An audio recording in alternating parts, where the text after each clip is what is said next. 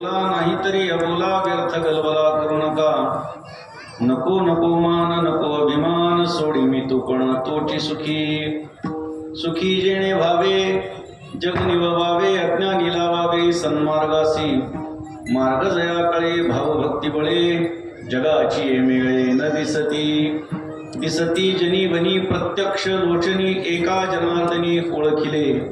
हरिमुखी गाता हरपली चिंता त्या नाही मागुता जन्म घेणे विठ्ठल.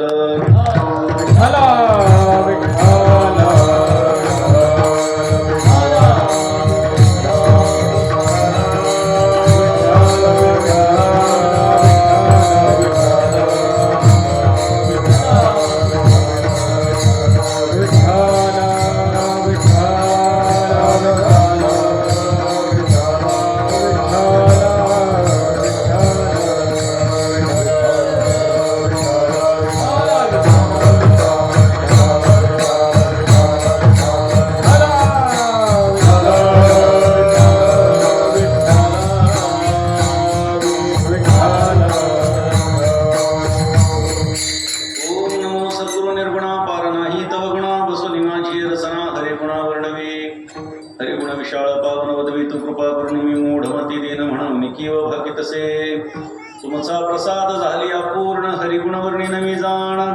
एका वंदितसे चरण सद्गुरूंचे आदरे स्वय भानुजो भानु आराधिला. तयाचे कुळी दीपक दिव्य झाला हरी भक्तीला गुणितारी समजता. नमस्कार माझा सद्गुरु एकनाथा आदिनारायण विधेत्रीनाथ दत्त जनार्दन श्री एकनाथ शरण शरण एकनाथ.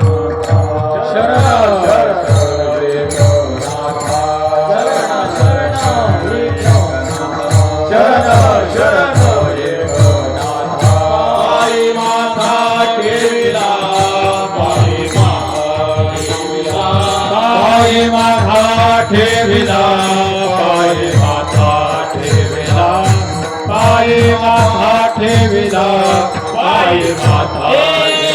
शरण शरण एकनाथ पाये माथा ठेविला पाये माथा ठेविला पाये माथा ठेविला. शरण शरण एकनाथ पाये माथा ठेविला पाये माथा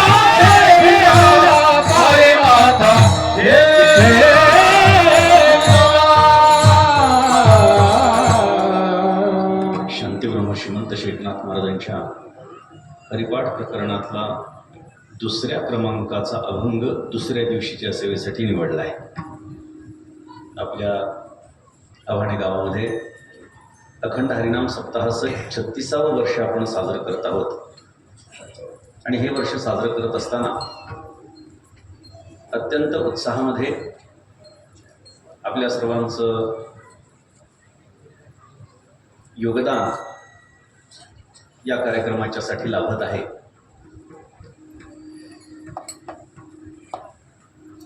आणि खरं तर या परिसरात मी पहिल्यांदा आलो, पण अमरापूर वगैरे भागात महाराजांच्याकडे त्यांच्या आमंत्रणाच्या निमित्तानं मी आलेलो. पण या परिसरामध्ये पहिल्यांदा आलो आणि आल्याच्या नंतर एक भगवान गणेशाच्या एका अद्भुत रूपाचं दर्शन त्या निमित्तानं झालं. आपल्या सर्वांना माहिती आहे की झोपलेला मारुती भद्रा मारुती हा खुलताबाद तालुक्यामध्ये म्हणजे संभाजीनगर जिल्ह्यामध्ये आपल्याला दर्शनार्थ आहे. तद्वत भगवान गणेशाची झोपलेल्या अवस्थेतली मूर्ती मी किमान 20-25 वर्षांपासून कीर्तनाला फिरतोय, रोज फिरतोय. पण आपलं एकमात्र असं गाव आहे की त्या ठिकाणी भगवान गणेशाची अशी झोपलेल्या अवस्थेतली मूर्ती आपल्याला पाहायला मिळते. कारण आणि निश्चितपणे आपल्याला कदाचित अशी परिस्थिती कधी कधी असते की आपल्याला आपलं महत्त्व कळत नसतं. बाहेरच्याने येऊन आपल्याला आपलं महत्त्व सांगावं लागतं, तर आपलं महत्त्व आहे जगामध्ये हे आपल्याला वाटत असतं. तर अत्यंत सुंदर आणि अत्यंत प्राचीन असणारं हे मंदिर आहे. अत्यंत प्राचीन मंदिर आहे. अहिल्याबाई होळकरांनी त्याची तटबंदी बांधलेली आहे. अनेक राजवाड्यांचा इथे संबंध आलेला आहे. आणि अशा पद्धतीची निद्रिस्थ असणारी भगवान गणेशाची मूर्ती या गावाला एक ग्रामदैवत म्हणून लाभलेली आहे. त्यामुळे हे सर्व इथं आपल्या सर्वांचं भाग्य आहे, कारण अशा गोष्टी प्रत्येक गावाला लाभत नाहीत. त्यामुळे आपल्याला जी गोष्ट लाभलेली आहे ती लोकांच्या पर्यंत पोहोचवणं हे आपलं आद्य कर्तव्य आहे. माझ्यासारखा एखादा कीर्तनकार जेव्हा इथे येतो तेव्हा कधी जर कोणी भगवान गणेशाचं काही रूपाचं वेगळ्या स्वरूपाचं काही वर्णन सांगा असं सांगितलं तर आमच्यासारखं आपल्या गावाचं नाव सांगू शकणार आहे. यांनी काय होणार की आपल्या गावाची माहिती ही या माध्यमातून लोकांपर्यंत पोहोचत असते. मी का बोलतोय लक्षात ठेवा, कारण असे अनेक देवस्थानं ही सत्य परिस्थितीमध्ये निद्रिस्त अवस्थेत आहे. आपल्या गावाचं महात्म्य काय आहे, आपली देवता किती मोठी आहे हे आपल्याला कळत नाही आणि त्यामुळे एका प्रकारची उदासीनता जर त्या संबंधानं निर्माण झाली तर मग ते स्थान कदापि पुढे येऊ शकत नाही. आणि ते पुढे येण्याच्यासाठी म्हणून सगळ्या युवकांनी गावातल्या पुढाकार घेतला, ग्रामस्थांनी पुढाकार घेतला, ज्येष्ठांनी पुढाकार घेतला आणि हा जो सप्ताह गेली 35 वर्ष सुरू होता त्याला एक चांगलं वळण देण्याचं काम, ज्याला आपण कात टाकण्याचं काम म्हणतो, असं कात टाकण्याचं काम या माध्यमातून झालेलं आहे. परंतु मला नेहमी असं वाटतं की तरुणांच्याकडे जेव्हा सप्ताहाची धुरा असते तेव्हा त्याच्यामध्ये नाविन्य निश्चितच असतं, परंतु तरुणांनी सुद्धा वृद्धांच्या संबंधाने कृतज्ञता बाळगणं अत्यंत गरजेचं आहे. कारण त्यांनी जर सुरू केला नसता तर तुम्हाला 36वं वर्ष करता आलं नसतं. म्हणून ज्येष्ठांच्या मार्गदर्शनाच्या माध्यमातून तरुणांनी पुढाकार घेऊन जे सप्ताह महाराष्ट्र आणि महाराष्ट्राच्या बाहेरही संपन्न होतात ते निश्चितपणे यशस्वी होतात. विठ्ठल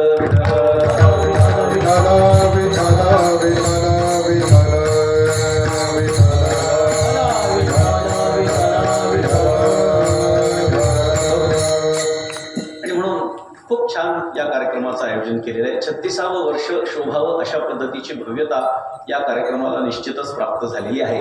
आणि खरं तर इथे येण्याचं कारण म्हणजे आमचे विजयजी धुमाळ यांनी मला संपर्क केला ग्रामस्थांच्या वतीनं, आयोजकांच्या वतीनं. आणि संपर्क केल्याच्या नंतर त्यांना नाही म्हणण्याचं खरं तर कारण यासाठी नव्हतं, कारण त्यांचे आणि आमचे संबंध गेल्या 4-5 वर्षांपासून खरं तर आलेले आहेत. आणि त्यांचेच म्हणून आहेत का नाही, त्यांचे जे सगळे साथीदार आहेत, ही सगळी मंडळी आहे, या सगळ्या मंडळींचे चांगले संबंध आमच्याशी आले ते हरिभक्तीपरायण आदरणीय श्रीराम महाराज झिंजुरके यांच्यामुळे. कारण इसवी सन 2023ला श्री क्षेत्र पैठणला आपण एक भव्य दिव्य अखंड हरिनाम सप्ताहाचं आयोजन केलं होतं. हजारो लोक त्या ठिकाणी आले होते. 2000 लोक तर एकनाथी भागवताच्या पारायणालाच बसले होते.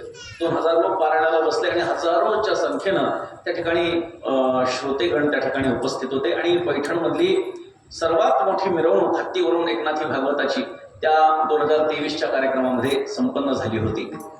त्याच्यानंतर आता मागच्या वर्षी एक वेगळं प्रयोजन श्री जनार्दन स्वामींच्या समाधीचे 450वा समाधी सोहळा, 512वा धनदास महाराजांचा समाधी सोहळा आमच्या आजोबांच्या आणि पणजोबांच्या काही निमित्तानं हा सोहळा संपन्न करण्यात आला होता. आणि त्यावेळी 2023च्या कार्यक्रमाचा रेकॉर्ड या 25च्या कार्यक्रमाला मोडलं होतं. संख्यात्मक दृष्टीने विचार केला तर निश्चितपणे असं आपल्याला म्हणता येऊ शकेल. हे मी आपल्याला सांगतोय का, या दोन्हीही वेळी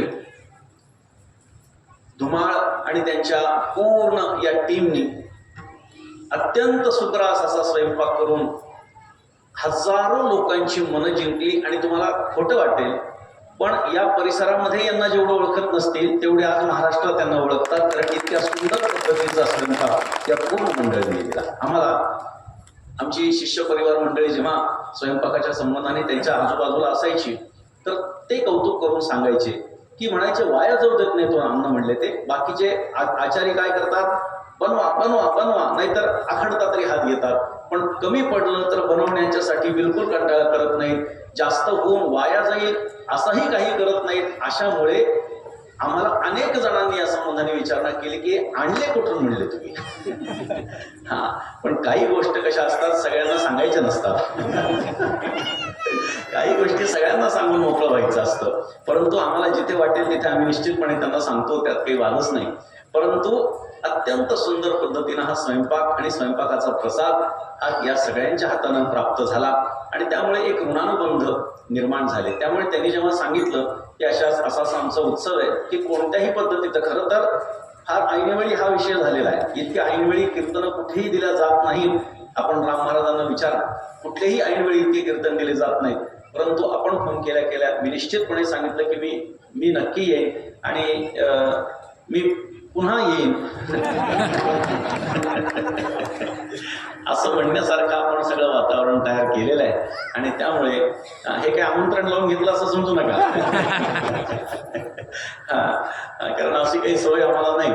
परंतु आपलं प्रेम, आपल्या संपूर्ण कुटुंबाचं प्रेम आणि आपल्या पूर्ण ही सगळी मंडळी आहेत बरं का, एकेकानी आपलं काम म्हणून ही सगळी सेवा केली आणि सेवाभावी वृत्तीने याच्या पाठीमागची एकच भूमिका होती. हा एकनाथ महाराजांचा कार्यक्रम आहे आणि एकनाथ महाराजांच्या कार्यक्रमाला आम्हाला कितीही कष्ट पडले तरी फरक पडत नाही. पण नाथ महाराजांचं नाव कमना होता कामा नाही की नाथ महाराजांच्याकडे काही कमी पडलं असं होता कामा नाही. ही काळजी या सगळ्यांनी घेतली आणि त्यामुळे निश्चितपणे मला त्यांचं या निमित्तानं कौतुक करता येणं शक्य आहे. नाहीतर आम्ही आमच्या सप्ताहामध्ये कौतुक केलं तो भाग निराळा आहे. पण आपला माणूस बाहेर जाऊन काय करतो हे जेव्हा आपल्या गावातल्या लोकांना कळतं निश्चितपणे त्याच्या संबंधाने आत्मीयता वाढण्याची शक्यता असते. आणि म्हणून विघ्नहर्ता नावानं त्यांनी सुंदर स्वीट मार्ट वगैरे जे त्यांचं चालू आहे आणि त्या माध्यमातून त्यांचा उद्योगधंदा व्यवसाय हा गेल्या 2-3 पिढ्यांपासून सुरू आहे आणि त्या निमित्तानं एक संबंध जोडले गेलेत. आणि या कार्यक्रमाच्यासाठी म्हणून परिसरातली गायक मंडळी असतील, वादक मंडळी असतील आणि महाराज पण या ठिकाणी आहेत आणि बरीचशी मंडळी या ठिकाणी परिसरातली सुद्धा आलेली आहेत आणि अत्यंत चांगल्या पद्धतीनं हे नियोजन हे या निमित्तानं घडलेलं आहे. कारण आपल्या परिसरामध्ये काय होतं, आता तुम्ही जरी पश्चिम महाराष्ट्रात असलात तरी आम्ही तुम्हाला आमचंच समजतो बरं का, तुम्ही आमचं समजा किंवा नका समजू. कारण काय होतं, मराठवाड्यातल्या लोकांना अहिल्यानगर जिल्हा आपला वाटतो पण अहिल्यानगर जिल्ह्यातल्या लोकांना मराठवाडा आपला वाटतो का नाही माहित नाही. कारण काय झालंय, मराठवाडा आपला म्हणणं म्हणजे मागासलं पण स्वीकारण्यासारखं आहे असं इकडच्या लोकांना वाटतं. पण आम्हाला असं वाटतं की नगर जिल्हा आमचा आहे. त्याचं कारण असं आहे की नगर जिल्ह्यामधून सर्वाधिक दिंड्या जास्त या पैठणला येतात. लक्षात ठेवा, नगर जिल्हा, बीड जिल्हा, त्यानंतर जालना आणि संभाजीनगर या 4 जिल्ह्यातून अत्यंत मोठ्या प्रमाणामध्ये समाज हा पैठणमध्ये प्रति एकादशीला येतो, नाथ षष्ठीला येतो आणि त्यामुळे खरं तर नाथ महाराजांचा सोहळा हा भरभरून आपल्याला पाहायला सापडतो. आणि म्हणून या निमित्तानं या ठिकाणी येणं झालं. खूप मला समाधान वाटलं, आपण हृदय असं स्वागत केलं, त्याबद्दलही मी कृतज्ञता व्यक्त करतो आणि अभंगाकडे वळतो. विठ्ठल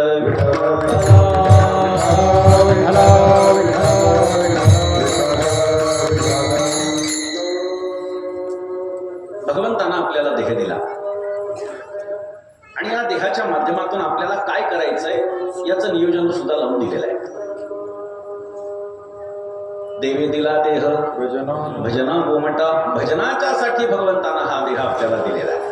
मग ते भजन कसं करायचं, कधी करायचं? अहो, पंढरपूरच्या वाटेनं जाताना सुद्धा गात जागा गात जागा गात जागा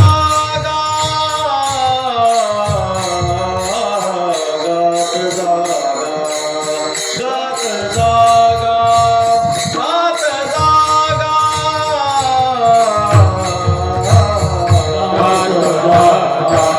गात जागा गात जागा गात जागा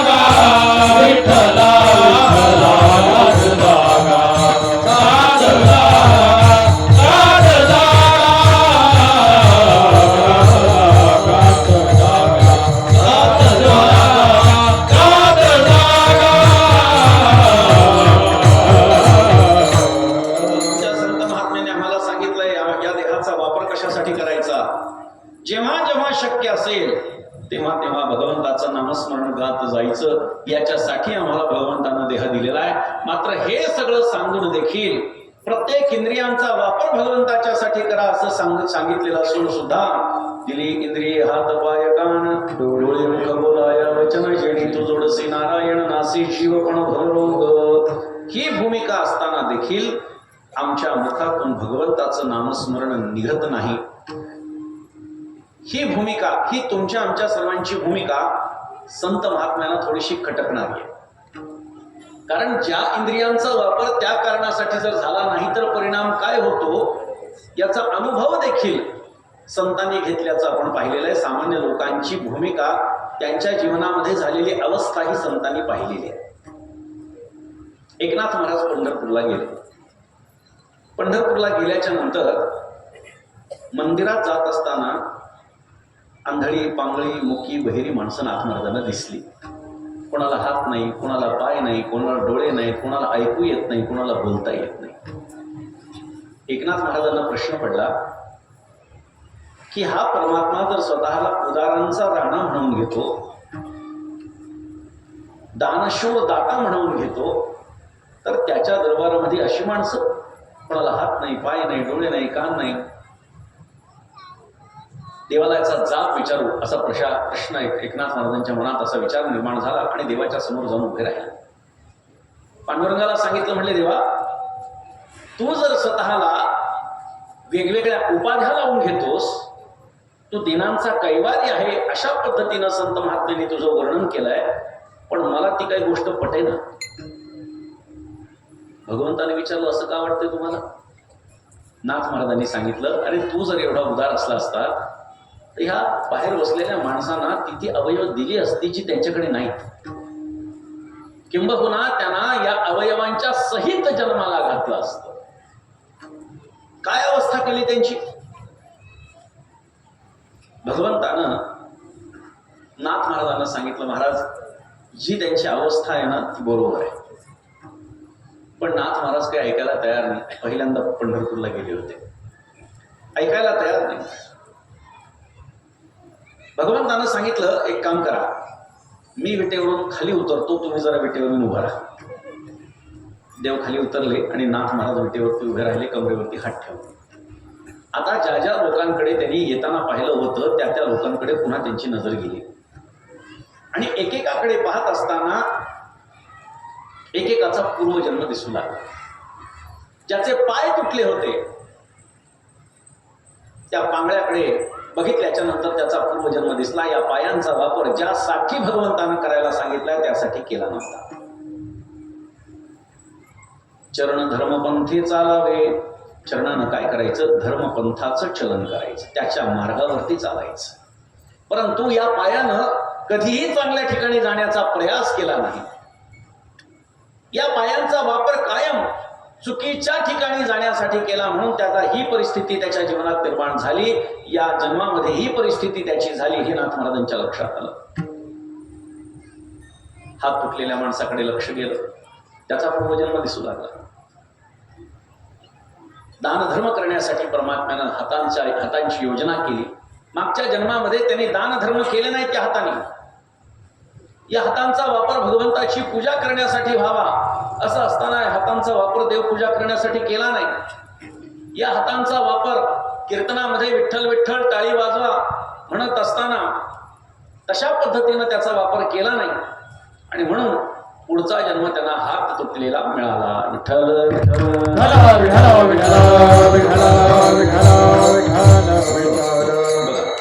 मी जेव्हा जेव्हा दृष्टांत हा सांगतो तेव्हा तेव्हा टाळ्या जास्त वाजतात यावेळी.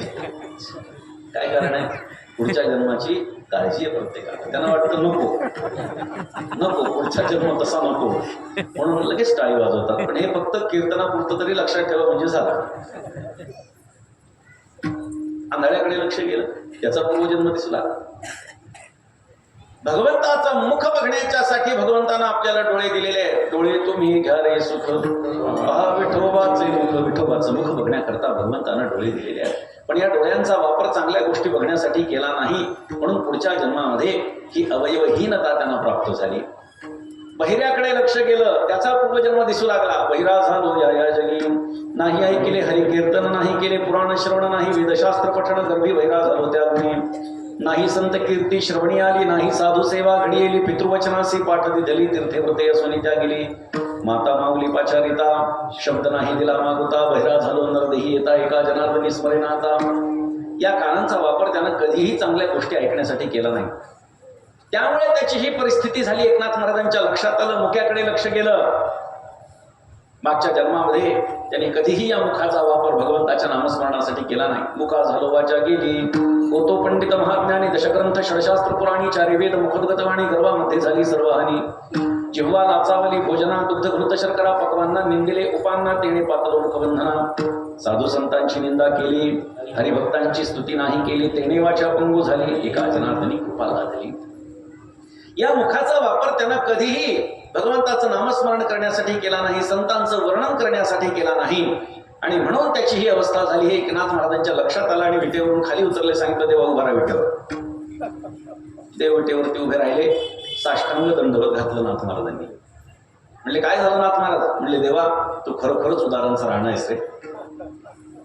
देवाने विचारलं, आतापर्यंत तर तुम्ही काहीतरी उलट बोलत होता आणि आता उदाहरणचं राहणं पुन्हा कसं काय झालं? नाथ महाराजांनी सांगितलं, देवा तू ज्या कारणांच्यासाठी यांना ही सगळी इंद्रिय दिलेली आहेत, त्या इंद्रियांचा वापर यांनी मागच्या जन्मामध्ये त्या त्या कारणासाठी केला नाही. तुझ्या जागेवर मी असलो असतो तर कदाचित त्यांना माणसाच्या जन्माला सुद्धा घातलं नसतं. म्हणून तू उदाहरणचा राहणार आहेस.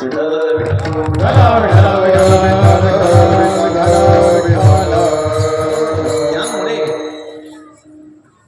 आम्हाला जर का पुढचा जन्म चांगला प्राप्त करून घ्यायचा असेल तर प्रत्येक इंद्रियांचा वापर हा त्या त्या कारणासाठी व्हावा, ही अपेक्षा संतांनी व्यक्त केलेली. ती काही गैर नाहीये.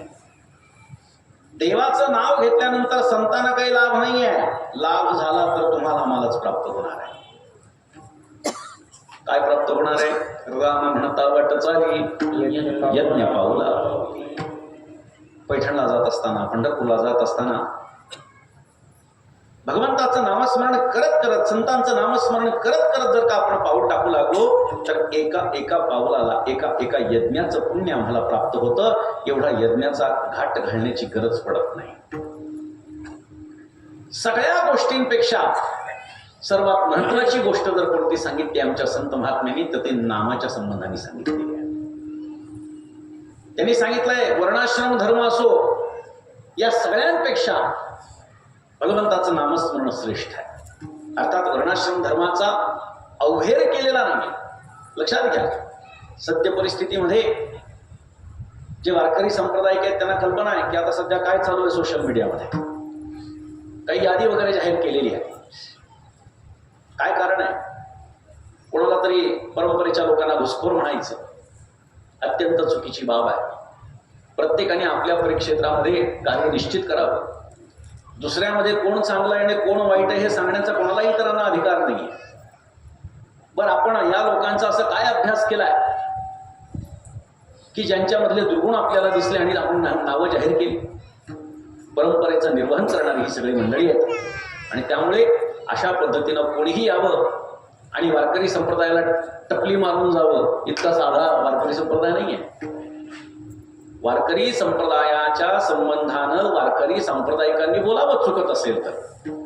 माणसं आहेत, चुकणार नाही असं नाही आहे. पण काय चूक आहे हे हा उपदेश त्यांनी करावा ज्यांनी ही चूक आधी केलेली नसेल. उपदेश करण्याचा अधिकार सुद्धा त्यांनाच आहे की ज्यांनी त्या गोष्टीचा अनुभव घेतलेला आहे. आणि कुठल्या तरी कारणाने की वारकरी संप्रदाय निधर्मी आहे वगैरे वगैरे. वारकरी संप्रदाय निधर्मी नाही. भूमिका लक्षात घ्या. एक मुद्दा असा मांडला की कबीर, मोमीन, लतीफ, मुसलमान या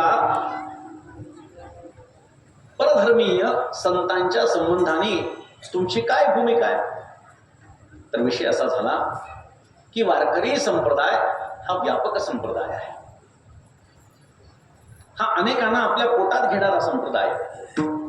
आणि त्यामुळे या बाकीच्या धर्मांमध्ये सगुण परमात्म्याची उपासना सांगितलेली नाही, जी आपल्या सनातन वैदिक हिंदू धर्मामध्ये आहे. आणि हिंदू धर्मामध्ये जर का अशा पद्धतीची परंपरा सांगितलेली आहे आणि कोणीतरी या उपासना पद्धतीला मानत असेल तर त्यांनी त्यांचा विचार सोडून आपल्या विचारामध्ये येणं ही अत्यंत चांगली बाब आहे वारकरी संप्रदायाच्या दृष्टीनं. त्याच्यामुळे इथे आपल्याला निधर्मी वारकरी संप्रदाय असं म्हणता येणार नाही. वारकरी संप्रदाय हा सत्य सनातन वैदिक हिंदू धर्माची एक शाखा आहे, भक्तीची शाखा आहे, महत्वाची शाखा आहे, जी वारकरी संप्रदायाच्या तळागाळापर्यंत पोहोचलेली आहे. आणि त्यामुळे वारकरी संप्रदायाची व्यापकता ही त्यांच्या विचारामध्ये आहे. वारकरी संप्रदायाची व्यापकता ही संत महात्म्यांच्या उपदेशामध्ये आहे. म्हणून संत महात्मे हे सगळ्यांच्यासाठी उपदेश करतात. लक्षात ठेवा, जगाचं कल्याण व्हावं ही वारकरी संप्रदायाची भूमिका आहे. आणि त्यामुळे जगामध्ये जेवढे कोणी माणसं असतील त्या सगळ्यांचं कल्याण व्हावं, कोणाचंही अकल्याण वारकरी संप्रदायाने कधी चिंतलं नाही. जे खळांची सया सत्कर्मी होता परस्परे दुरितांचे, सगळा आपण बघा, पसायदानाचा भाग पूर्ण हा बघा, यामध्ये ज्ञानोबारायांनी विश्वाचं कल्याण चिंतिलेलं आहे. त्यामुळे वारकरी संप्रदाय हा व्यापक आहे. निश्चितपणे त्याला कशातही बांधता येणार नाही. हे जरी बरोबर असलं तरी सुद्धा त्याची उपास्य देवता भगवान श्री विठ्ठल आहे, की जो विठ्ठल गोकुळीहुनी झाला येता, पुंडलिकाच्या भावार्थ गोकुळीहुनी झाला येता, गोकुळाहून आलेला तो भगवान श्रीकृष्ण आहे. श्रीकृष्ण कोण आहे तर भगवान महाविष्णूचा अवतार आहे, 8वा अवतार आहे. मग महाविष्णू कोण आहे? सत्य सनातन वैदिक हिंदू धर्माचा देव आहे. आणि त्यामुळे ओघानच वारकरी संप्रदाय हा सत्य सनातन वैदिक हिंदू धर्माचा एक भक्तिपंथ आहे असं आपल्याला म्हणता येतं. त्यामुळे याच्यामध्ये वाद कोणीही वाढवण्याचं काम नाही, काहीही कारण नाही. याच्यामध्ये वाद निर्माण करणंही चुकीचं आहे आणि त्या वादाला खतपाणी घालणं सुद्धा चुकीचं आहे. मात्र सर्वांपर्यंत ही गोष्ट कळावी की आमच्या संतांचं तत्वज्ञान किती व्यापक आहे, म्हणून मी आपल्याला थोडंसं बोललो. विठ्ठल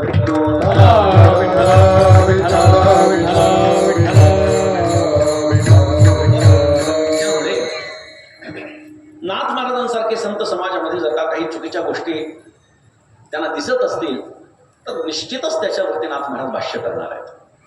कोणाचंही चुकलं, तुम्ही नाथ महाराजांची गाथा बघा. आपलं सर्वांचं नाथ महाराजांच्या गाथेकडे अक्षम्य दुर्लक्ष झालेलं आहे. एकनाथ महाराजांची गाथा बघा. एकनाथ महाराजांच्या गाथेमध्ये जो चुकला नाथ महाराजांनी त्याच्याकडे अंगुली निर्देश केलेला आहे. सांगितलेलं आहे की ही गोष्ट तुझी चुकलेली आहे, पण नुसती चूक सांगून नाथ महाराज थांबले नाहीत, तर बरोबर काय हे सुद्धा नाथ महाराज सांगतात. आणि म्हणून आमच्या संत वाङ्मयाची व्यापकता लक्षात घ्या. नाथ महाराज जेव्हा उपदेश करतात तेव्हा त्यांनी त्याचा अनुभव घेतलेला आहे, ही गोष्ट लक्षात घ्या. अनुभव आले अंगात ते या जगात येत असो. आपल्याला कथा नाथ महाराजांची माहिती असेल. एक स्त्री आपल्या मुलाला घेऊन आली नाथ महाराजांच्याकडे आणि आल्याच्या नंतर नाथ महाराजांच्याकडे आल्यानंतर सांगितलं, म्हणजे महाराज माझा मुलगा सारखा गुळ खातो, जरा त्याला समजून सांगा. सारखा गुळ खातो म्हणजे उष्णता वाढेल, त्याला सांगितलं तरी परिणाम होत नाही काही त्याच्या मनावरती. तुमच्यासारख्या महात्म्यांचा उपदेश प्राप्त झाला तर काहीतरी बदल होईल. शेजारच्या गावातली ती स्त्री होती. नाथ महाराजांनी सांगितलं, बाई एक काम करा, पुढच्या आठवड्यामध्ये याच दिवशी या. ती बाई निघाली आपल्या मुलाला घेऊन आणि ती स्त्री त्या ठिकाणी घरी गेली. विचार करत गेली की नाथ महाराज काहीतरी विचार करत असतील. 8 दिवस काहीतरी काय याला समजून सांगायचं, कसं समजून सांगायचं, प्रवचन कसं द्यायचं, कोणते शब्द वापरायचे याचं चिंतन करतील कदाचित 8 दिवस. 8 दिवसानंतर ती पुन्हा स्त्री आली आणि नाथ महाराजांना आठवण करून देऊ लागली की तुम्ही 8 दिवसांपूर्वी मला बोलवलं होतं, बघ माझा मुलगा गुळ खातो, सगळं लक्षात येईल, सांगा त्याला समजून. एकनाथ महाराजांनी सांगितलं, बाळा जास्त गुळ खाणं चांगलं नाही बरं का आरोग्यासाठी. आणि नाथ महाराज शांत बसले. त्या स्त्रीला वाटलं अर्धा 1 तास प्रवचन तरी देतील म्हणजे समजून सांगतील मुलाला, पण 1 वाक्य बोलून शांत बसले. सांगा ना नाथ महाराज मुलाला समजून. नाथ महाराजांनी सांगितलं, आत्ताच तर सांगितलं. त्या स्त्रीनं सांगितलं, हे एकच वाक्य जर तुम्हाला बोलायचं होतं तर आठवड्यानंतर मला का बोलवलं? विनाकारण घरी जा, गावाला जा, गावून पुन्हा इथे कशासाठी असं केलं? तेव्हा नाथ महाराजांनी सांगितलं, बाई मला सुद्धा गुळ खायला फार आवडायचा, पण या मुलाला जर मला उपदेश करायचा आहे की गुळ खाऊ नको, तर आधी तो मी खाणं बंद केलं पाहिजे. कारण मी गुळ खाणं जर बंद केलं नाही तर माझ्या उपदेशाचं फळ इथे येणार नाही. हा संतांचा स्वभाव आहे. विठ्ठल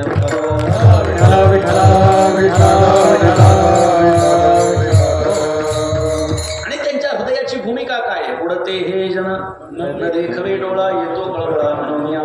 आणि म्हणून समाज जेव्हा अधोगतीला जाताना संत महात्म्यांना दिसतो तेव्हा मात्र ते ज्या कारणामुळे ती अधोगती होत आहे ते कारण पहिले मिटवून टाकतात. लक्षात घ्या. एखादा माठ म्हणा, हंडा म्हणा, टाकी म्हणा फुटली आहे, नवीन आणायची ती नंतर, पण आधी ती बुजवली पाहिजे, नाही तर त्या पाण्यामुळे आजूबाजूचा नाश होईल, परिसर बिघडेल. हे काम संत महात्मे आधी करत असतात.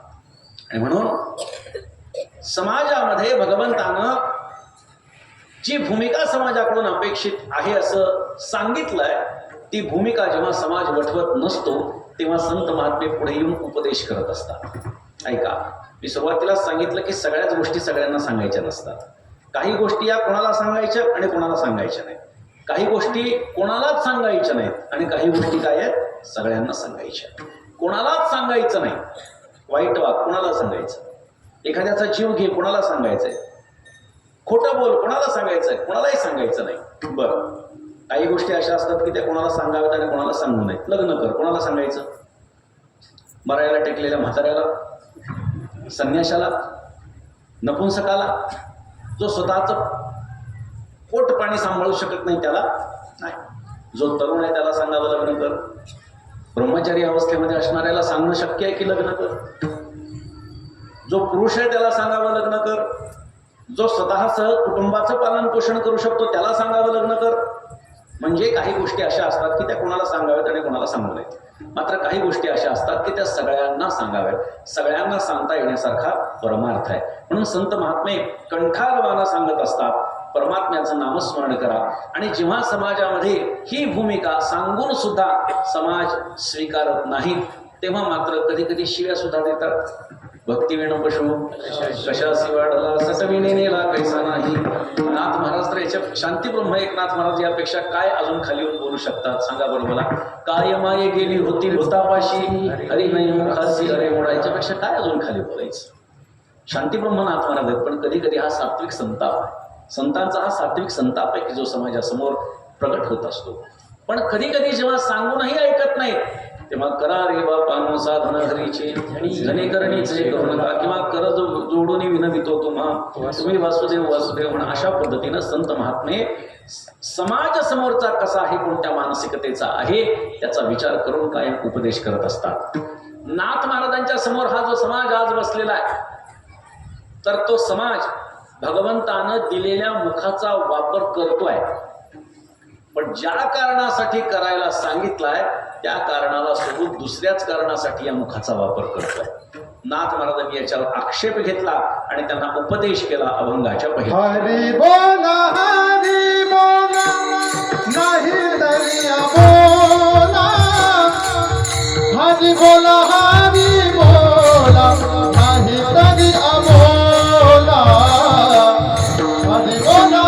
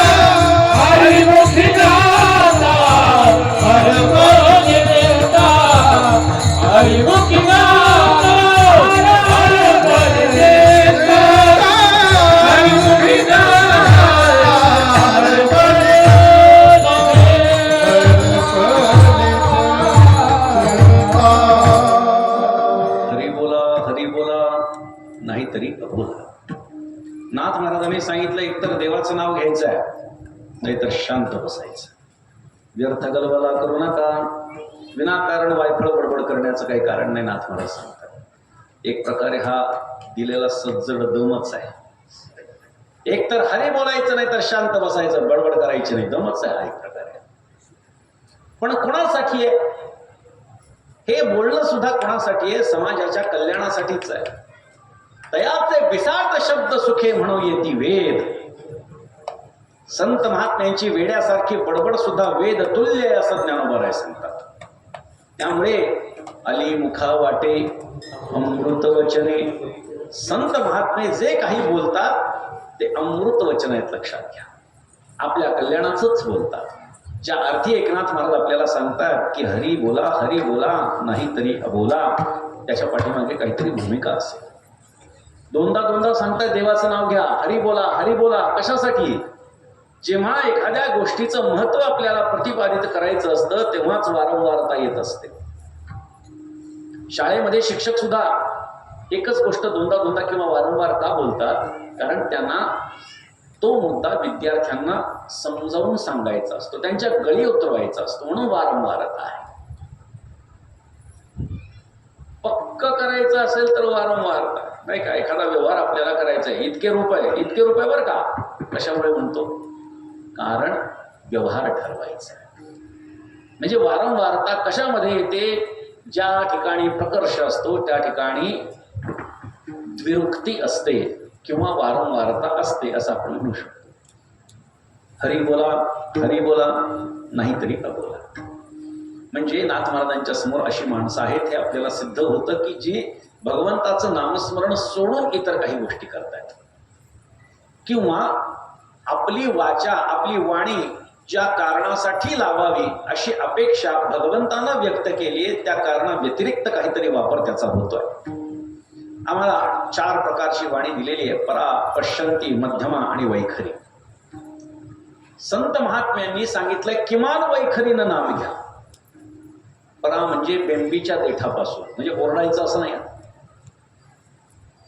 पश्यंती म्हणजे हृदयापासून, परा पश्यंती, मध्यमा म्हणजे गळ्यापासून आणि वैखरी म्हणजे या चांबड्याच्या मुखापासून. कोणत्याही वाणीनं नाम घ्या, पण नाम घ्या. काय कारण आहे? नाम घ्या हे सारखं सांगण्याचं कारण काय? वारंवार असं नाथ महाराज का सांगतात की देवाचं नाव घ्या नाही तर शांत बसा? कारण आपलं बोलणं आपला स्तर ठरवत असतो. काही गोष्ट लक्षात घ्या, थोडा व्यवहाराचा विचार सांगतो.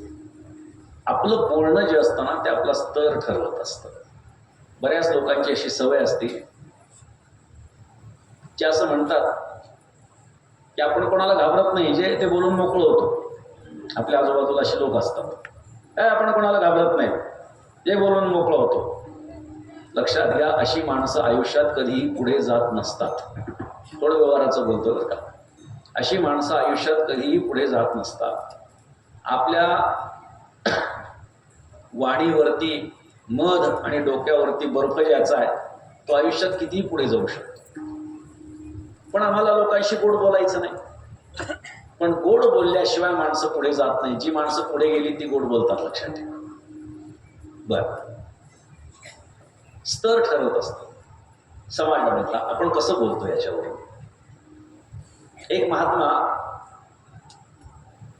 एका महामार्गावरती डोळे झाकून ध्यान लावून बसला.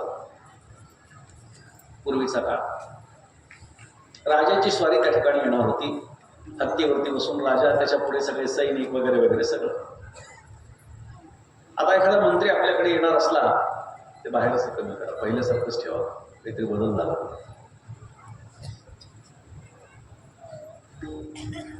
एखादा मंत्री आपल्याकडे येणार असला तर ते रंगरंगोटी, रस्त्याची डागडोजी वगैरे वगैरे जसं होतं तसं राजा येणार म्हणल्यानंतर ते कामगार वगैरे स्वच्छता वगैरे करायला पुढे. आणि त्यांनी बघितलं की कोणतरी ध्यान लावून बसलंय, दाढीवाला म्हातारा. त्यांची मानसिकता लक्षात घ्या. कोणीतरी दाढीवाला म्हातारा इथं डोळे मिटून बसलाय. 2-4 शिव्या हसाडल्या आणि सांगितलं, म्हातारे अक्कल आहे का तुला, ओठ आहे. 2 तो. 'तो महात्मा काय हल्ला नाही. त्यांनी त्यांच्या अधिकाऱ्यांना सांगितलं. अधिकारी आले, त्यांनी सांगितलं, ए म्हाताऱ्या, ए दाढीवाल्या, सरक बाजूला, कळत नाही का तुला रस्त्याच्या मधोमध बसलाय? हल्ला नाही. प्रधानजींना सांगितलं. राजा तसा हळूहळू पुढे येऊ लागला. जवळपास तास होत आला त्याला बसून. प्रधानजी आले आणि प्रधानजींनी सांगितलं, ओ बाबा बाजूला बसा, असं रस्त्यात बसणं योग्य नाही. तरी सुद्धा डोळे न उघडणारा तो साधू, ही बातमी राजापर्यंत गेली. राजा तिथपर्यंत येऊनच थांबला. म्हणले, झालं काय? म्हणले, एक जण बसलाय. म्हणले, पुढे म्हातारा दाढीवाला, आणि तो डोळे उघडायला तयार नाही. तासाभरापासून डोळे मिटून बसलाय, हलायला तयार नाही. थांबा म्हणले. राजा खाली उतरला. त्यांनी त्या महात्म्याकडे बघितलं आणि त्यांना नमस्कार करून सांगितलं. म्हणले, महाराज आपण थोडंसं बाजूला सरकला तर बरं होईल. डोळे मिटलेल्या त्या साधूने सांगितलं, ठीक आहे राजन, मी बाजूला सरकतो. राजाला आश्चर्य वाटलं की हा तासाभरापासून डोळे मिटून बसलेला, याला माझ्याबद्दल काही माहिती नाही आणि मी राजा हे याने कसं ओळखलं? कुतूहला पोटी त्याने विचारलं. म्हणले, तुम्हाला कसं कळालं? तुमच्याकडे काही विद्या आहे का? म्हणले, तुम्हाला काही सिद्धी प्राप्त झालेली आहे का? नाही. मग तुम्हाला कसं कळालं मी राजा आहे? तेव्हा त्या महात्म्याने एकाच वाक्यात उत्तर दिलं. त्यांनी सांगितलं, पहिल्यांदा कामगार आले होते, बरोबर आहे का? म्हणले, बरोबर. त्याच्यानंतर कदाचित त्यांचे अधिकारी आले असतील, हो. त्याच्यानंतर कदाचित प्रधानजी आले असतील, हो. आणि मग तू आलास, हो. त्यांनी सांगितलं, माणसाला ओळखायला काही दिव्य दृष्टी, दिव्य शक्ती लागत नाही. म्हणले, माणसाचं बोलणंच त्याचा स्तर ठरवत असतं.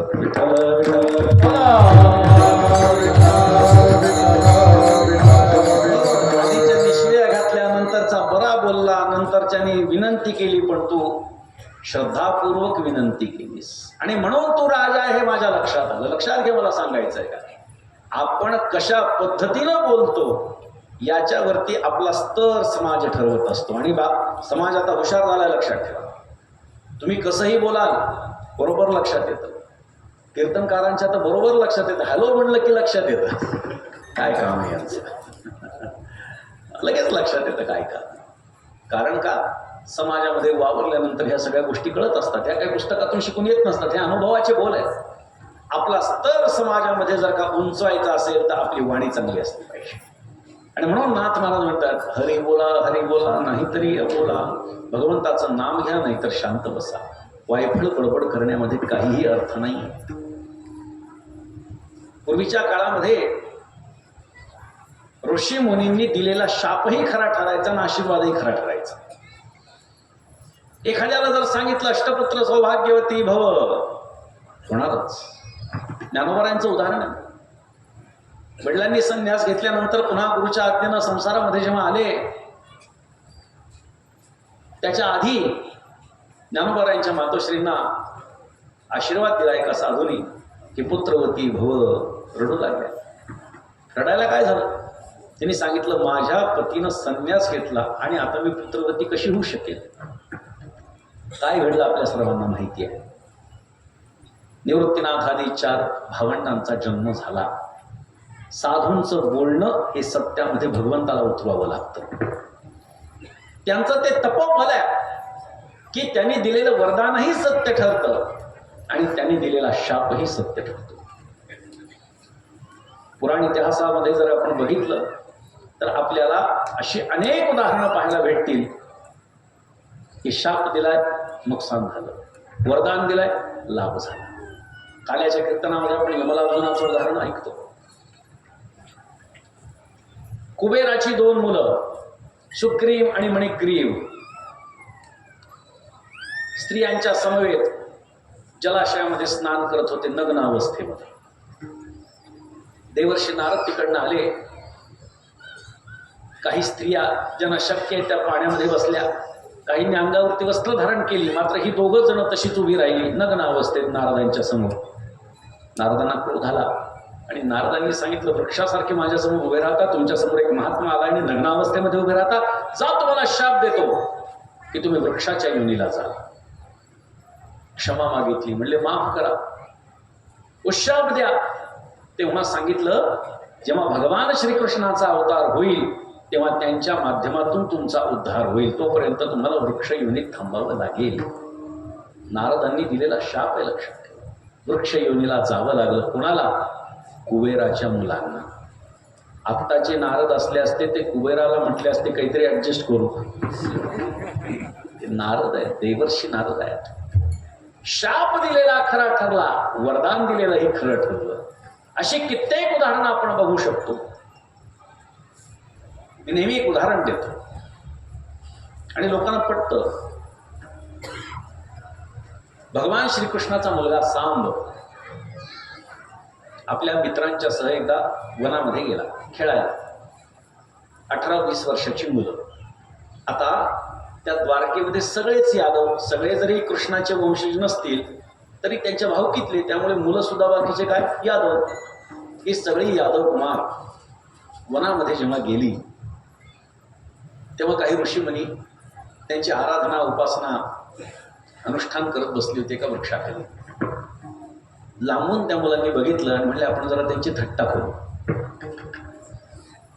काय करायचं तर आता सांब जो आहे तो अत्यंत नाजूक सुंदर भगवान श्रीकृष्णाचा मुलगा. भगवान श्रीकृष्ण एवढा सुंदर तर त्याचा मुलगाही सुंदर असणारच. त्यांनी सांगितलं आपण काय करू, सांबाच्या पोटाला काय करू, कपडा बांधू आणि त्याला 9 महिन्याची गर्भिण वाटेल असं दिसू देऊ म्हणे. स्त्रीचे वस्त्र घालून त्यांची गंमत करू म्हणे. पोटाला असे कपडे गुंडाळले 9 महिन्याच्या गर्भवतीसारखे. 2 मित्रांनी मुलींचा पुन्हा वेश धारण केला आणि खांद्यावर हात टाकून असं मंद मंद ते त्याचं चालणं आणि काही अंतरावरती तो थांबला आणि बाकीची जे मित्र आहेत ते त्या ऋषीमुनींकडे गेले आणि त्याने सांगितलं, म्हणले महाराज ती स्त्री त्या ठिकाणी जी उभी आहे ना तिच्या मनात जरा काही प्रश्न आहेत. काय प्रश्न आहे? ती तुमच्यापर्यंत यायला लाजती आहे पण तिच्या मनामध्ये असा प्रश्न आहे की तिला मुलगी होईल का मुलगा होईल. काही गरज थट्टा करण्याची. नाथ महाराजांचं एक फार सुंदर प्रमाण आहे. नाथ महाराजांचा अभंगच अशी ही थट्टा भल्या भल्यासी लावेल बट्टा. काही गरज नाही आहे यादव कुमारांनी असं काही विचारण्याची. त्यांची भूमिका काय, त्या यादव कुमारांची भूमिका काय की ते ऋषी सांबाकडे पाहतील, एक तर पुत्र होईल म्हणतील नाही तर पुत्री होईल म्हणतील. पुत्र होईल म्हणलं तरी हसायचं आणि पुत्री होईल म्हणलं तरी हसायचं आणि म्हणायचं होतं पुरुष आहे. बस एवढीच थट्टा, काही गरज नाहीये.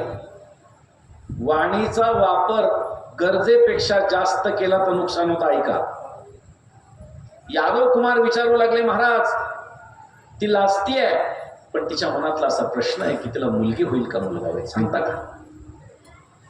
दुर्वास ऋषी होते, दुर्वास ऋषी. थोडंसं समोरच्याचं चुकलं की शाप देऊन मोकळे. क्रोधिष्ठ कुठं आहे ते काय म्हणते, त्यांनी बघितलं, क्षणात लक्षात आला हा पुरुष आहे, युवक आहे आणि आपली मुलं थट्टा करतायत. पण अंतर्ज्ञानानं जाणलं की ही सगळी यादव कुमार आहेत. त्यांनी सांगितलं निघा इथून, आमच्या तपश्चर्येमध्ये भंग करू नका, व्यत्यय आणू नका, इथून निघा. मात्र ती मुलं ऐकायला तयार नाही. वाणीचा अतिवापर बघा कसा असतो. नाही सांगा ना महाराज मुलगा होणार आहे का मुलगी, सांगा ना मुलगा होणार आहे का मुलगी. आता मात्र ऋषी चिडले आणि दुर्वासाने शाप दिला, तुला जाणायचंय ही मुलगी होणार आहे हिला का मुलगा, हिला ना मुलगा होणार आहे ना मुलगी होणार आहे. अरे हे प्रसवेल जे बाळ ते होईल सकळ कुळा काळ, निखळ लोहाचे मुसळ देखाल सकळ मंदभागी. शाप दिला, न मुलगी होणार आहे न मुलगा होणार आहे, याला लोखंडाचं मुसळ होणार आहे म्हटले. शाप दिलेला जसा तो ऐकला तशी ती मुलं म्हणली चला पळा. आता 18-20 वर्षाची हुल्लडबाज मुलं, त्यांना काय पळा पळा म्हणले. शाप दिला आपल्याला ऋषीने, सोडा कपडे आणि पळा. कपडे जेव्हा पोटाचे सोडले तेव्हा सोडत असताना कपड्याच्या जागेवरती लोखंडाचं मुसळ तयार झालं. ऋषींच्या शापाचा परिणाम लक्षात घ्या. वाणीवरती संयम असल्यानंतर वाणीचा प्रताप काय ऐका आणि वाणीचा दुरुपयोग केल्यानंतर परिणाम काय आहे ते ऐका. माझी कथा तर खरं बघितलं तर इथं संपलेली आहे. मला जे सांगायचं ते माझं झालेलं आहे. पण लोकांचं असं असतं की पुढे काय, ते आजची सिरियल झाली की उद्या काय. हे जसं दाखवल्यानंतर कुतूहल निर्माण होतं आणि पाहावं वाटतं दुसऱ्या दिवशी, तसं पुढं काय. हे सगळे घेऊन गेले खाली मान घालून. घटना सांगितली. सगळेजण, उग्रसेन सिंहासनावर बसलेला, सगळेजण बसले, बलराम दादा, सगळे सगळे सगळे. भगवान श्रीकृष्ण तिथे नव्हते. नाथनारायणांनी कथा सांगितली भागवतामध्ये. फक्त भगवान श्रीकृष्ण तिथे नव्हते. झालं काय, असं असं झालं, शाप दिला, सगळे शिव्या घालू लागले. काय गरज होती साधू संतांना त्रास देण्याची, वगैरे वगैरे वगैरे. आता काही जण म्हणले, जे झालं ते झालं, आता याचं करायचं काय हे ठरवा. आता जे होऊन गेलं ते होऊन गेलंय. मग सर्वानुमते असं ठरलं की ज्या मुसळामुळे आपल्या कुळाचा नाश होणार आहे त्या मुसळाचाच नाश करून टाकायचं. म्हणजे आपण म्हणजे काय करायचं, चूर्ण करायचं, समुद्रात फेकून द्यायचं. एकमत झालं, सगळ्यांचं एकमत झालं. ते चूर्ण केलं. छोटासा तुकडा शिल्लक राहिला, तो काही चूर्ण होईच ना. काही जणांनी सांगितलं त्याला थोडंसं लांब टाका, जिथं हे चुरा टाकाल तिथं नका टाकू, थोडंसं लांब टाका, कारण मोठा तुकडा आहे, पुन्हा काही नको अंगलट यायला. हे सगळं ठरवत असताना फक्त भगवान श्रीकृष्ण तिथे नव्हता. मी नेहमी सांगतो की भगवान श्रीकृष्ण हा राजकारण्यांच्यासाठी फार आदर्श आहे मोठा. बरं का, ज्याला राजकारण करायचं आहे ना त्याने भगवान श्रीकृष्णाचं चरित्र वाचावं. भगवान श्रीकृष्ण तिथे नव्हते. काय कारण आहे, याच्यातून काय संदेश द्यायचा आहे? सगळ्याच ठिकाणी उपस्थित राहायचं नसतं, काही ठिकाणी अनुपस्थिती सुद्धा महत्वाची असते, हे याच्यातून शिकायचं असतं. ते चूर्ण केलं, समुद्रामध्ये नावेत गेले, ते चूर्ण टाकलं, थोडं पुढे गेले, तुकडा टाकून दिला. समुद्राचा असा स्वभाव आहे की समुद्र आपल्या पोटात कधी घाण ठेवत नाही. तो लाटेने हळूहळू हळू काय करतो, तीराला ती सगळी घाण लावत असतो. हे सगळं वाहत चूर्ण गेलं. हे प्रभास क्षेत्राला, प्रभास क्षेत्र. आणि तिथे त्याच्यापासून लोखंडाच्या इरिका म्हणजे काठ्या तयार झाल्या, लोखंडासारख्या. तुकड्याचं काय झालं, तुकड्याला एका माशाने गिळलं, माशाला एका कोळ्याने पकडलं, विकण्याच्या दृष्टीने त्या कोळ्याने त्या माशाला कापलं, त्याच्या पोटात लोखंडाचा गोळा मिळाला. हा लोखंडाचा तुकडा आपण एखाद्या व्याधाला विकू म्हणजे माशाचे पण पैसे मिळाले आणि लोखंडाचे पैसे मिळाले. आता द्वारका ही सोन्याची होती, त्यामुळे सोन्याच्या द्वारकेत सोन्याला काही किंमत आहे का हो? लोखंडाला किंमत. जरा नामक व्याधाला तो तुकडा विकला. त्यांनी त्याचा बाणाचं टोक तयार केलं आणि शिकारीला गेला. भगवान श्रीकृष्णाने अर्जुनाला, उद्धवाला सांगितलं की माझ्या जाण्यानंतर आता माझ्या निजधामाला जाण्याची माझी वेळ आलेली आहे. मी गेल्यानंतर समुद्र द्वारका बुडवणार आहे. त्यामुळे सगळ्या यादवांना सांगा प्रभास क्षेत्राला जाऊन काय करा, देवधर्म करा. लक्षात घ्या, भगवंत कशा गोष्टी जुळवून आणत असतो. त्या वाहत काळ्या हे सुद्धा चूर्ण कुठे गेलं, प्रभास क्षेत्राला. यांनाही कुठं पाठवलं, प्रभास क्षेत्राला. निरोप घेऊन गेले, सगळे निघाले तिकडे.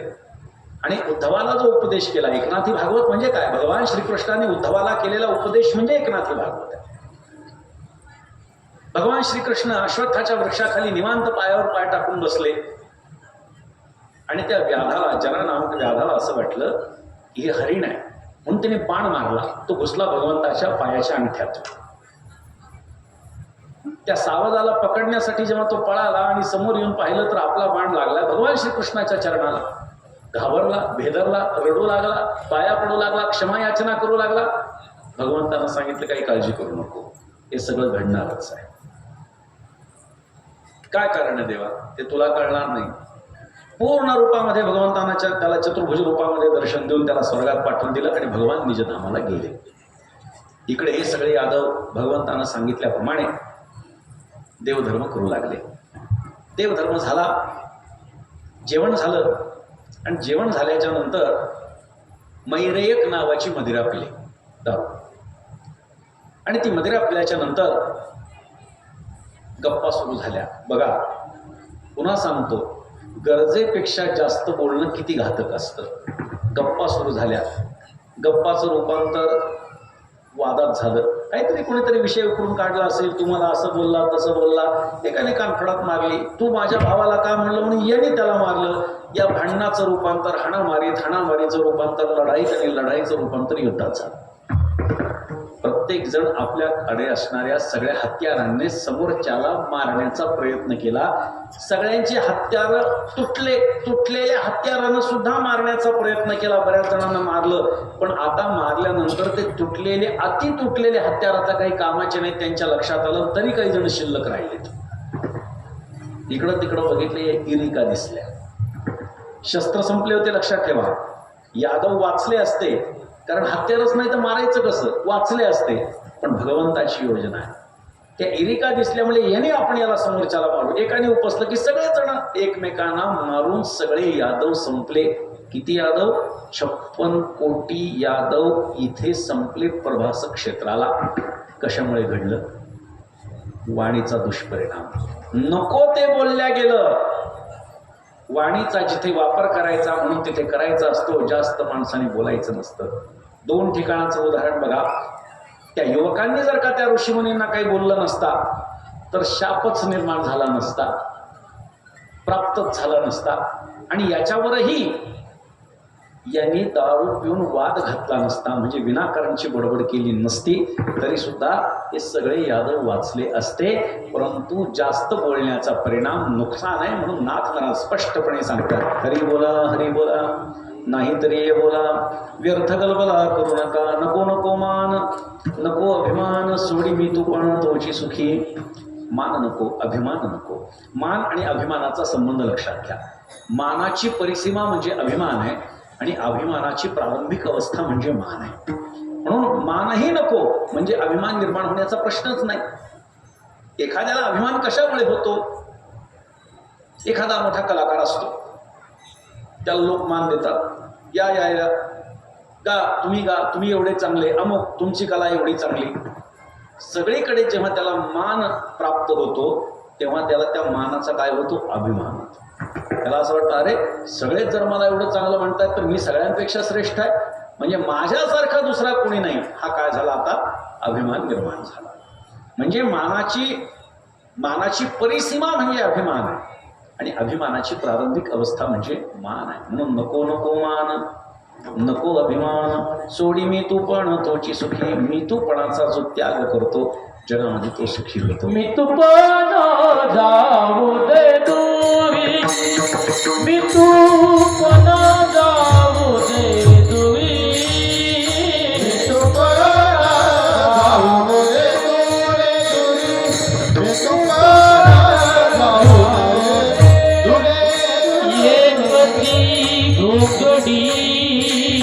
पांगरू हरी, एकची घोंगडी पांगरू हरी. मी तुपान जाऊ दे दुरी, मी तुपान जाऊ दे दुरी, एकची घोंगडी पांगरू हरी, एकची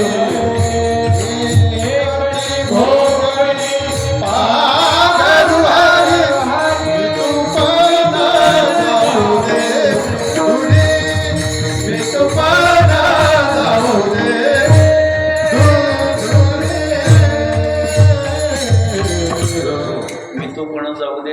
एकची घोंगडी पांघरू हरी. ज्ञानोबा म्हणतात, मी तू किंवा मी तूपणाची झाली बोळवण. आपण दत्तात्रयांच्या आरतीमध्ये नाथ महाराजांची आरती म्हणतो. म्हणजे काय? मी तूपणा जिथे जातो ती परमार्थाची अवस्था अत्यंत योग्य मार्गानं आहे असं आपल्याला म्हणता येतं. म्हणून नको नको मान, नको अभिमान, सोडी मी तू पण तोची सुखी. आणि मग जो सुखी झालाय त्याने काय करायचं महाराज सांगतात अभंगाच्या. सुखी जेने भावे जग निभवावे, सुखी जेने भावे जग निभवावे, सुखी जेने भावे जग निभवावे, सुखी जेने भावे जग निभवावे. अज्ञानी न भावे संसारनासी,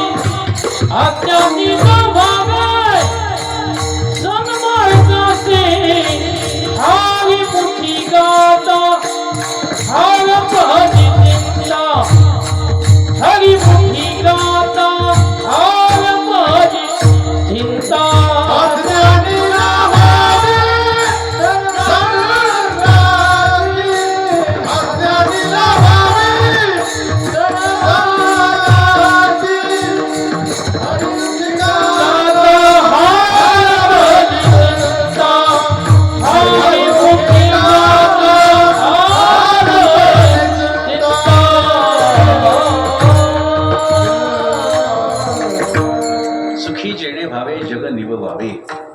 जो सुखी झालाय त्यांनी जगाला सुखी करायचं. सरळ सरळ गणित आहे नाथ महाराजांचं. म्हणजे ज्याच्याकडे जी गोष्ट आहे ती त्यांनी समाजाला द्यायची. बऱ्याच ठिकाणी असं असतं, एखादं मंदिर जेव्हा प्राचीन असतं आणि त्या मंदिराला काही परंपरा असली तर ज्याच्याकडे गाई म्हशी आहे तो काय करतो, तीर्थासाठी दूध देतो. ज्याच्याकडे तेलाचा घाणा आहे तो काय करतो, देवासाठी नंदादीपासाठी तेल देतो. ज्याच्याकडे किराणा दुकान आहे तो काय करतो, साखर देतो. म्हणजे आमची काही जी सेवा आहे, आम्हाला जी शक्य आहे ते आम्ही आमच्या वतीनं करतो आहोत. आपल्याकडे जे आहे ते आपण समाजाला दिलं पाहिजे, ही संस्कृती आम्हाला आमच्या परंपरेनं शिकवलेली आहे. म्हणून जो सुखी झाला त्यांनी काय करायचं, इतरांना सुखी करायचं. ऐका, आपल्याकडे शहरामध्ये जर तुम्ही बघितलं, आता तालुक्याच्या ठिकाणी सुद्धा आपल्याला मारवाड्यांची बरीचशी दुकानं मिळतात. मारवाडी म्हणजे जे राजस्थानहून आले ते मारवाडी बरं का, आपल्याकडचे आहेत ते नाही. जे आत्ता आलेले आहेत, ज्यांचे सुपर मार्केट आपण पाहतो, काय परिस्थिती आहे बघा त्यांची. ते कायम यशस्वी का होतात त्याचं कधी चिंतन केलंय का तुम्ही? थोडा व्यवहाराचा भाग आहे, पण उदाहरण आपल्याला लक्षात येईल मला कशासाठी द्यायचं आहे. काय होतं, कोणीतरी एक येतो आणि आल्यानंतर कुठेतरी जागा पाहतो, पत्र्याचं शेड करून घेतो आणि तिथं काय 1000-2000 भाडं देऊन एक किराणा दुकान सुरू करतो. बघा, तो किराणा दुकान सुरू करतो. मग लोक बरं हुशारी कशी की आजूबाजूच्या किराणा दुकानदारापेक्षा हा कमी भाव लावतो बरं का. मी माझं निरीक्षण कुठं चूक असेल तर तुम्ही मला सांगा, हा कमी भाव लावतो. मग काय होतं, अनायासे गिराईक काय म्हणतात, तो जास्त भावात देतो, याच्याकडे चला हा कमी भावात देतो. पण हा कधीपर्यंत कमी भावात देतो, जोपर्यंत लोक जास्त चिकित्सा करत नाही तोपर्यंत. हा हळूहळू भाव वाढवत जात असतो, पण तो लोकांना कळू देत नाही. मग काय होतं, त्याचं दुकान वाढायला लागतं. आता त्याला असं वाटतं की माझ्याकडे पैसा आहे पण हे दुकान काय माझ्या लायकीचं नाही, याच्यापेक्षा आपण काय करू, बाजारामध्ये दुकान टाकू. बघा, मग तो काय करतो, इकडचा धंदा चालू असताना मेवण्याला बोलवतो आणि मेवण्याला म्हणतोय जरा तू सांभाळ, आणि हा इकडं फिरत बसतो. कुठं जागा मिळते तिथं जागा घेतो. तिथं जागा घेतली की तो काय करतो, तिथं दुकान स्थापित करतो. तिथं दुकान स्थापन केली की मग आधीचं दुकान काय करायचं, तर आधीचं दुकान हे मेवण्याला द्यायचं. बघा, मेवण्याला पुन्हा गिराईक जमा करण्याची गरज आहे का, अजिबात नाही, याला इथं गिराईक मिळालं.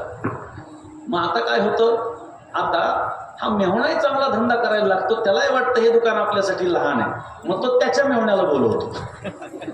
लक्षात आलं का? बरं, हा पुढच्या दुकानाकडे जातो, तो तिथेही चांगला असतो, अजून मोठं दुकान तो शहरामध्ये टाकतो. ऐका, या सगळ्या गोष्टी काय आहेत, आपल्याला जी गोष्ट प्राप्त झाली ती अवस्था इतरांना प्राप्त व्हावी ही या लोकांची भूमिका आहे. माझी प्रगती झाली, माझ्या बांधवांची पण प्रगती व्हावी, माझ्या नातेवाईकांची पण प्रगती व्हावी, ही या लोकांची भूमिका आहे. म्हणून हे माणसं कधीही व्यवसायामध्ये अयशस्वी होत नाहीत. ते कशातही हात घालतील ते यशस्वी होणार का, कारण आपण मोठे होता होता इतरांना हात धरून मोठं करण्याची भूमिका त्यांची. पण आपली काय, मराठी माणसाची काय भूमिका आहे, एखादा पुढे जात असला की तिसऱ्याला सांगतो त्याच्या बाजूला दुकान टाक. बघा तुम्ही, अवघड आहे. आपल्या मराठी माणसं कधी बाहेर दिसली का आपल्याला? तुम्ही राजस्थानी बघा, तुम्ही उत्तरेत जा राजस्थानी, दक्षिणेत जा राजस्थानी, का त्यांच्या रक्तातच तो व्यवसाय. आपण इतरांना घेऊन मोठं करायचं, पण त्यांना हे माहिती असतं की मी याला हुशार करतो, हा उद्याच माझ्या बाजूला दुकान टाकू शकतो, पण फरक पडत नाही त्यांना. का, ते विचार करतात चला तोही मोठा होईल, मी मोठा होईल, एक तर गिराईक माझ्याकडे येईल, नाही तर त्याच्याकडे येईल, पण फायदा झाला तर आपल्याच घरात आहे. ही भूमिका त्यांची आहे. तशी आपल्याला जी गोष्ट प्राप्त झाली आहे ती आपण इतरांना द्यावी, ही भूमिका. ऐका, मुक्ताबाईंनी ज्ञानोबारायांना ताटीच्या अभंगामध्ये उपदेश केलेला आहे. सुखसागर आपण व्हावे, जगबोधे निववावे. तुम्ही काय व्हा ज्ञानोबाराय, सुखाचा सागर तुम्ही व्हा आणि इतरांना सुस्नात करून तृप्त करा. म्हणजे तुमच्याकडे जे आहे ते इतरांना देऊन तुम्ही तृप्त करता तुम्हाला आलं पाहिजे, ही भूमिका. सुखी जेणे व्हावे, जग निववावे, अज्ञानी लावावे सन्मार्गासी. जे अज्ञ लोक आहेत त्यांना सन्मार्गाला लावण्याचं काम हे करणं अपेक्षित आहे. म्हणजे नाम घेऊन फक्त शांत बसायचं नाही आहे. नामाचा लाभ काय, तर सुख प्राप्त होणार आहे आणि सुख प्राप्त झाल्यानंतर ते एकट्यानं उपभोगायचं नाही आहे, तर आपल्याला ते सुख प्राप्त झालं ते इतरांनाही प्राप्त व्हावं, म्हणून मला झालेलं सुख इतरांना व्हावं याच्यासाठी प्रयत्नशील असावं. सुखी जेणे व्हावे जग निववावे, अज्ञानी लावावे सन्मार्गासी. मग आता एखादा मार्ग हा योग्य आहे का अयोग्य आहे हे कसं कळणार? तर जोपर्यंत त्या मार्गाची माहिती नाही तोपर्यंत तो मार्ग योग्य किंवा अयोग्य कळत नसतं. तुम्ही बघा खेड्यापाड्यामध्ये पाऊल वाट असतात बघा, जवळजवळच असतात, अशा काही अंतरापर्यंत बरोबरच जातात, पण पाऊल वाट जर आपली चुकली तर ती आपल्याला चुकीच्या साध्यापर्यंत नेऊन पोहोचवतात. जवळजवळच असतात तिथं, पण पुढं पुढं गेल्यानंतर ते एवढ्या लांब जातात की ते चालणाऱ्याला कळत नाही. म्हणून आमचा मार्ग आम्ही चोखाळला पाहिजे, आमचा मार्ग आम्ही ठरवला पाहिजे, त्या मार्गाचे अतिशय श्रद्धापूर्वक पथिक बनलं पाहिजे. पण हा मार्ग योग्य आहे किंवा अयोग्य आहे हे कधी कळणार आहे? आपण हा व्यवसाय करावा का तो व्यवसाय करावा कधी कळणार आहे? जोपर्यंत आपण त्याचं चिंतन करत नाही तोपर्यंत आम्हाला कळणार नाही. मग परमार्थाचा मार्ग हा कसा ओळखायचा आहे? तर नाथ महाराजांनी सांगितलं की भाव आणि भक्तीच्या बळावरती तो चोखाळायचा आहे. म्हणजे मार्ग जया कळे भाव भक्ती बळे जगाची वेळे न दिसते. हा मार्ग त्यांनाच कळणार आहे ज्यांच्याकडे भाव आणि भक्तीचं बळ आहे. लक्षात घ्या, परमार्थामध्ये सुद्धा बळाची अपेक्षा आहे. व्यवहारामध्ये जशी बळाची अपेक्षा आहे तसं परमार्थामध्ये सुद्धा बळ असावं लागतं. किती प्रमाण द्यायचे? योगशास्त्र आम्हाला सांगतं नायमात्मा बलहीनेन लभ्या. तो जो मी आत्मा आहे तो बलहीन पुरुषाला प्राप्त होत नाही. म्हणजे परमात्म्याची प्राप्ती होण्यासाठी सुद्धा बळ असावं लागतंच. आम्ही भावी बळीवंत तुझं घालू हृदया. भाव आणि भक्तीचं बळ आमच्याकडे आहे, ताकद शक्ती आमच्याकडे आहे, म्हणून हे देवा तुला हृदयामध्ये दांबून ठेवण्याची ताकद आमच्यामध्ये. म्हणजे भक्ताकडे सुद्धा बळ असावं लागतं. आणि बळ कशाचं आहे? भाव आणि भक्तीचं बळ आहे. मार्ग जया कळे भाव भक्ती बळे जगाची मेळे न दिसती. आता जग म्हणून दिसत नाही. म्हणजे काय? जगाची मेळे म्हणजे जगामध्ये घडणाऱ्या ज्या गोष्टी आहेत त्या सामान्यतः दुर्लक्षिल्या जातात. आता त्याच्याकडे विशेषत्वानं आमचं लक्ष जात नाही. म्हणून काय पाहावं काय पाहू नये याचं सुद्धा काही व्यवहारामध्ये गणित आहे. पण जाऊ द्या, सारखा व्यवहारच नको कीर्तनातून सांगायला. परमार्थासाठी कीर्तनाचा हा विषय आमच्या पूर्वसुरींनी नारदांनी आम्हाला घालून दिलेला आहे, नामदेवरायांनी घालून दिलेला आहे. आणि म्हणून आपण जर बघितलं तर नाथ महाराज या ठिकाणी सांगतात मार्ग जयाकडे भाव भक्ती बळे जगाची मेळे न दिसती. मग काय दिसतं? दिसती जनी वनी प्रत्यक्ष लोचनी एका जनार्दनी ओळखिले. आता काय झालं? जनी वनी अवघा देव अशी अवस्था झाली. विठ्ठल जळी स्थळी वरला वेता ठाव नाही उरला अजन्या दृष्टीने पाहिला विठ्ठलची विठ्ठल. अशा पद्धतीनं चराचरामध्ये येथून पाहे ते थवरी तव तव अवघा दिसे हरी, किंवा जे जे दृष्टी दिसे ते ते हरी रूप अशी अवस्था होऊन जाते. दिसती जनी वनी प्रत्यक्ष लोचनी एका जनार्दनी ओळखिले. आता त्यानंच जगाला परमात्म तत्व म्हणून ओळखलेलं आहे. हरिमुखी गाता हरपली चिंता त्यांनाही मागवता जन्म घेणे. हरिपाठ नाथ महाराजांचा आणि त्याचं ध्रुवपद हरिमुखी गाता. जसं ज्ञानोबारायांच्या हरिपाठाचं ध्रुवपद हरिमुखे म्हणा पुण्याची गणना कोण करी. प्रत्येक अभंगाच्या शेवटी हा अभंग हरिपाठाच्या म्हणावा लागतो. तसं हरिमुखी गाता हरपली चिंता त्या नाही मागवता जन्म घेणे. हरीचं नाम मुखामधून घेतल्यानंतर काय होतं? चिंता दूर पळून जाते. हरिमुखी गाता मुखानं हरी गायल्यानंतर काय होतं? चिंता दूर पळून जाते. मी नेहमी सांगतो की निर्जीवम दहते चिता सजीवम दहते चिंता. निर्जीवाला चिता जाळत असते आणि सजीवाला चिंता जाळत असते. चिंता कोणाला नाही मला सांगा? कोणालाही चिंता आहे. तुमच्याकडे किती धन आहे म्हणजे तुमच्याकडे चिंता नसेल? अहो दशरथ राजाला कशाची कमतरता होती? 3 राण्या होत्या, सुमंतासारखा प्रधान, अयोध्येसारखं राज्य, तरी सुद्धा पुत्र नाही म्हणून चिंता काय? पुत्रहीनस्य मे राज्यम सर्वं दुःखाय कल्पते. मला पुत्र नाही म्हणून सगळं मला दुःखरूप वाटायला लागले. म्हणजे ही चिंता आहे. प्रत्येकाच्या पाठीमागे काही ना काहीतरी चिंता असते. शाळेमध्ये विद्यार्थी अभ्यास होत नाही म्हणून चिंता. परीक्षा जवळ आली, काय विचारल्या जाईल याची चिंता. उत्तर दिलं बरोबर येईल की नाही याची चिंता. बरोबर आलं, किती मार्क पडतील याची चिंता, मार्क कमी पडले पुढे नंबर लागेल की नाही याची चिंता. म्हणजे माणसाला चिंता नाही असं होऊच शकत नाही.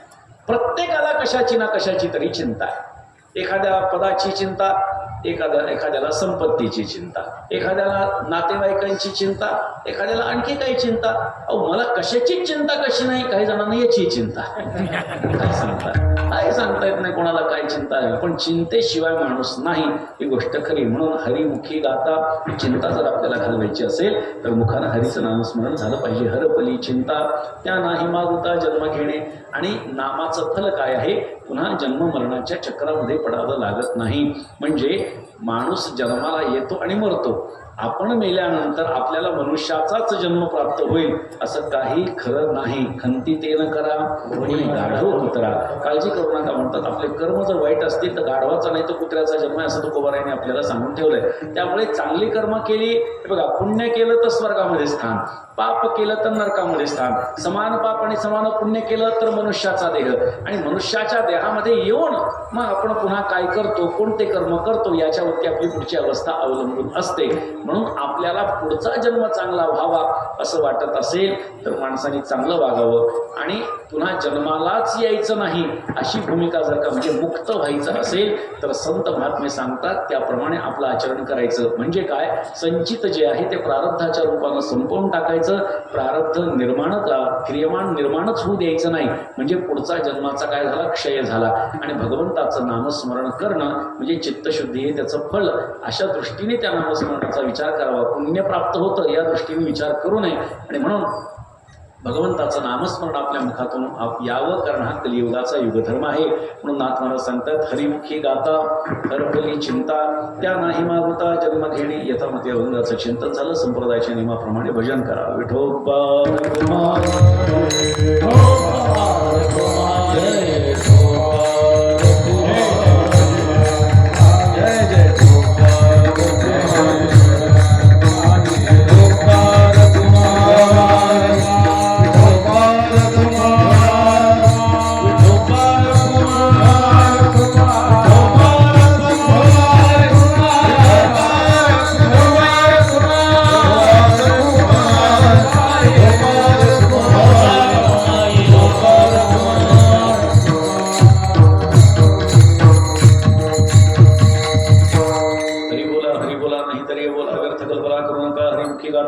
चिंता त्या नाही मागुता जन्म घेणे.